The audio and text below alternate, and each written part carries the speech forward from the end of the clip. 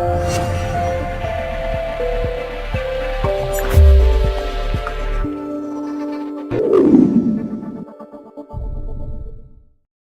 emotion is something that you feel. It is brief. It doesn't go on for days together. It's something that comes, you feel, and it goes. Feeling is not random because feelings are always about something. A person, an event, or a situation that one is faced with. And yet, there are some very basic feelings, and I'm just right now laying the land, and we'll talk about each of these a little more in detail. There is sad, mad, there's scared, and there is glad. These are the 4 basic words, and of course, with each of these, there are many words, and it's not just these 4 basic palette, but it's like the 4 basic palette for which you can have a lot of variation. And there is one more, which is something that is not natural, but it is learnt, and that is shame. When a little baby is born, the baby has sad, mad, scared, and glad, but it doesn't have shame. But very soon, we all learn the feeling that is associated with shame as well. So these are our 5 basic palette of feelings. And everything else that happens is in this domain. And yet, as we grow older, most of us are told, don't feel. And most of us are also told, if you feel, don't show.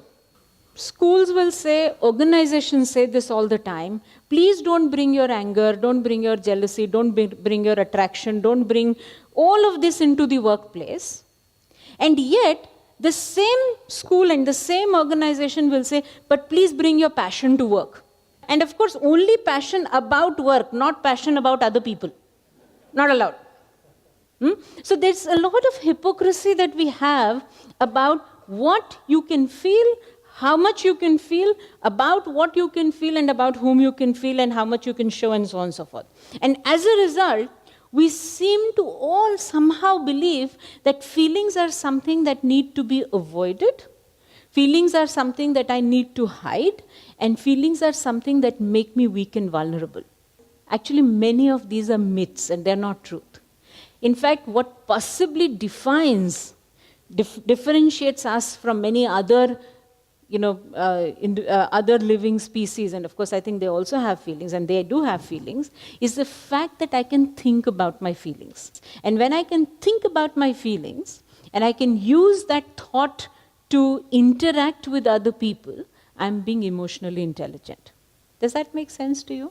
But there is inevitable complexity. At any given point of time, I feel, and I'm sure all of us have experienced, we feel many things at the same time.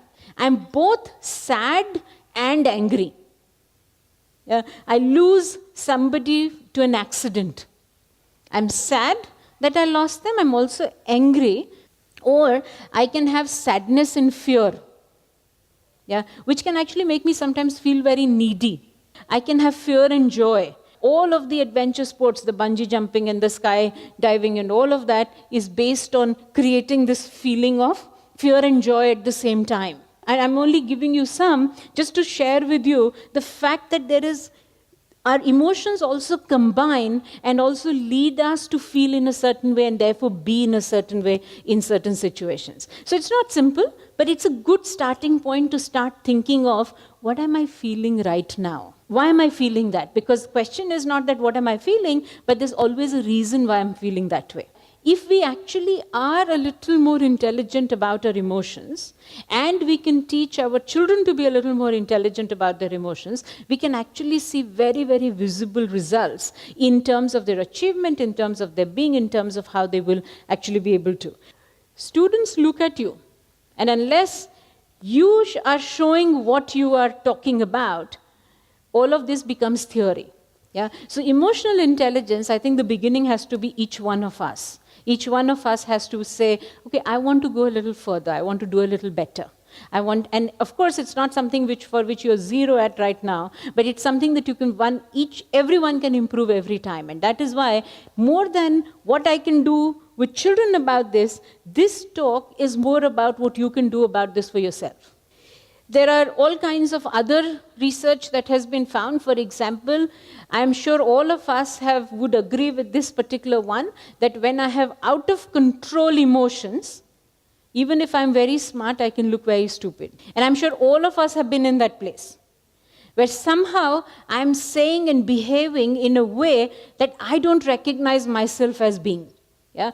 And I'm saying and doing things which after a while I wonder, who was that? It wasn't me. And in fact, part of it is because I wasn't in control of how I was feeling. Or not, it isn't about how I was feeling, but I wasn't in control of how I wanted to express my feeling.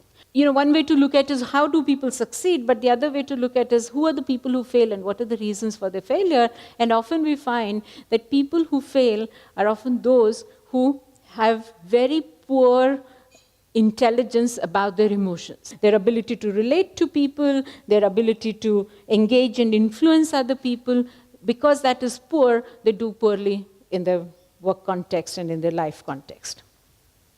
Okay, so quickly, why are emotions important? Would you agree with this list? If I didn't feel, I would not come out of harm's way. Therefore, it's essential to survival.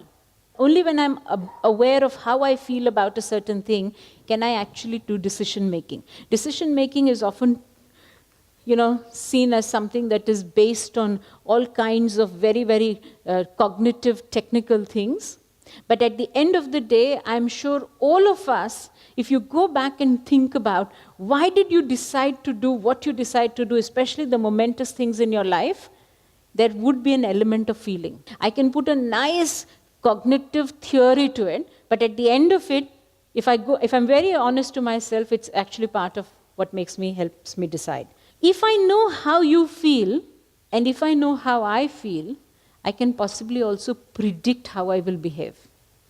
Because feeling leads me to behave in a certain way. If for some reason, when you walk into a class and you see everybody in the class is like this, maybe because they had a really long night preparing for another exam that is coming in the next session, yeah? If I choose to ignore that completely and say, okay, we are all very excited, here is what we are going to teach, what happens to the class? They go even further down because they also recognize that you have no sense of how they are feeling. And unless I build that connect, unless I'm able to get them to feel the way I would at least hope them to feel, all my efforts can be quite useless. How I feel also helps me to set boundaries. How much can I push you? How much can I take you further? How much can I say? So there's a boundary setting, both for myself and for the other person, which is very important in relationships, which is very important in dealing with other people. It's very important with interpersonal. It's very important as a teacher. It's very important as a human being. And of course, for communicating. You're in a rage, and I'm really happy about some news that I got, and I don't even acknowledge what rage you are feeling or what kind of sorrow you are with or something like that, and I start sharing my happiness with you. Are we doing the core at all? Feelings are also at the essence of communication. And I really like the last sentence here. Our beliefs actually divide us, but our emotions unite us. Anywhere in the world, you can still very clearly see when a person is happy to see you. You can understand when a person is not really happy to see you, when they're really excited or when they're not excited. There is no camouflaging that can be done about emotions. So therefore, they unite us. Because emotions are universal. When I connect with you at an emotional level, I connect. Emotions are therefore also very important. In fact, we did a piece of research across 7 different countries. And we found that the same 5 basic emotions are there. The expression sometimes is different. And that was a very fascinating piece of work that we did across various countries.